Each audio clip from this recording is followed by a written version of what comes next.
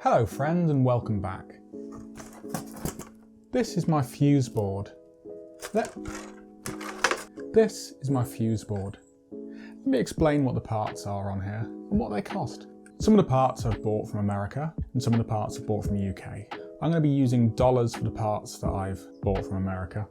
You can add on around 30% for what it would have cost for me to get it here with taxes and things. But it's just easier to use the price of what it cost where I bought it.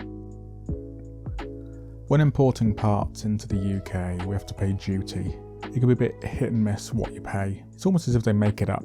So I'm just leaving that out. You can calculate that for yourselves. I will put the amount that I paid in the country that I paid it for, and I'll put the equivalent of either pounds or dollars on the screen. So this is a Leash Electronics Big Dog 3 power distribution block. It's used for my low amperage components to power them, such as the dashboard and some switches, things like that. It's currently shown here. I don't have any fuses in it, but these will be all the separate fuses to keep everything quite safe. These retail at $100. This to the side is the Leash Pro 6 relay module. This has 6 individual relays with 6 individual fuses. Each will power things that are a little bit more power hungry, such as fuel pump, fuel injectors, lambda sensor, things like that. These retail at $190.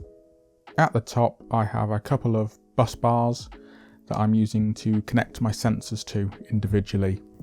It'll just make diagnostics a little bit easier. Makes the whole setup a little bit neater for me. These are around £10 each.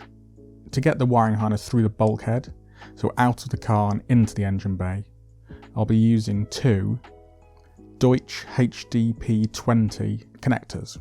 I could have opted for a much nicer metal mil-spec connector, but these are more in my price range. I'm familiar with them, I use them in my own work and I've never seen one fail. I'm using 2 of the plugs. One is 47 pins, which was £75. And the other one is 14 pins, which will be used for the higher ampage things, which was £57. To connect to the switches and the dashboard inside the car, I'm using one 12-way Deutsch DT series plug. This was around £30. So if you see at the top, I am using a Megasquirt MS3 Pro Evo ECU. It's very fashionable these days to use a Fuel-Tech ECU, which I did and ah about. I would have been very interested in using one. However, I wouldn't be able to afford the top of the range. I don't know what they retail for now, but they're really quite expensive. This ECU does everything I could ever need it to, and more probably. The benefit of the Fuel-Tech as well is that it has a dash built into it. I currently already have a dash. I have an LD Performance dash, which I like the aesthetic of. It's quite an old-fashioned, I say old-fashioned, it's quite a retro-y looking dash. These dashboards retail at £150. One of the biggest draws for the Megasquirt ECU for myself is that I'm very familiar with the software. I know how it works, I know how to wire them, I know how to set it up. I know that they work, so that's why I've gone for that.